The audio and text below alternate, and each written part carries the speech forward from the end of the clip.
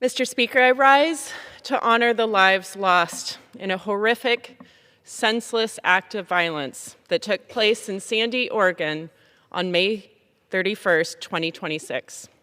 This is an ongoing investigation, and more information will continue to come out in the days and weeks to come.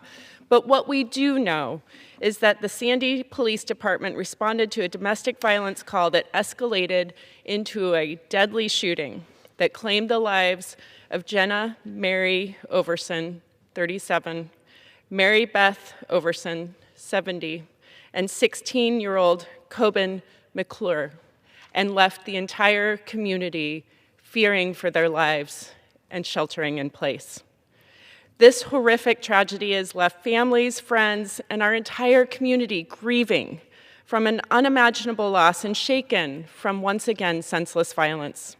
What has stayed with me this week as our community has begun to process this tragedy is Coben McClure's courage, which deserves to be known far beyond Sandy. Coben was a kind, respectful, and compassionate young man who stepped forward to protect young children in the face of unimaginable fear and danger. Loved ones and community members have shared that his actions during this tragedy helped save the lives of children caught in the middle of this violence. Though only 16 years old,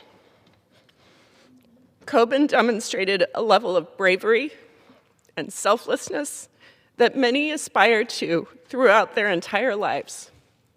His actions reflected the very best of our shared values: courage, sacrifice, and a commitment to protecting others, a commitment that Congress would be well to follow.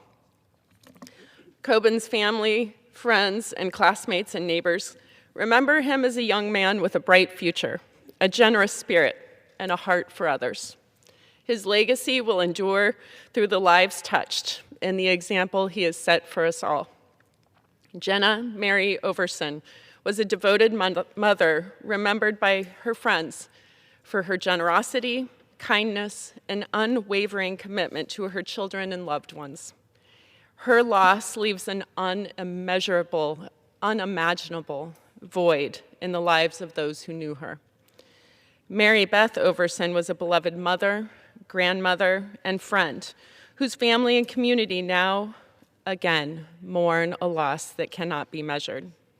Amid this tragedy, we are reminded of the extraordinary dedication of our law enforcement officers and first responders. Members of the Sandy Police Department, the Clackamas County Sheriff's Office, medical personnel, and assisting agencies responded swiftly to a dangerous and evolving situation. One Sandy police officer, Sergeant Garrett Thornton, was seriously wounded multiple times by gunshots while responding to protect others to confront the threat. We are grateful for the bravery and professionalism demonstrated by every officer, deputy, firefighter, paramedic, and emergency responder who put themselves, again, in harm's way to protect the people of Sandy. The Sandy community has shown remarkable strength in the days since. Neighbors have come together to grieve, heal, and stand beside one another. Sandy is showing us and the whole country what it looks like to hold together through the unthinkable. I ask my colleagues to join me in honoring the memory of Jenna Mary Overson, Mary Beth Overson, and Coben McClure, in recognizing Coben's extraordinary heroism, in thanking the first responders who put themselves in harm's way, and in keeping the entire Sandy community in our hearts as they continue to heal. Thank you, Mr. Speaker. I yield back. Gentlelady.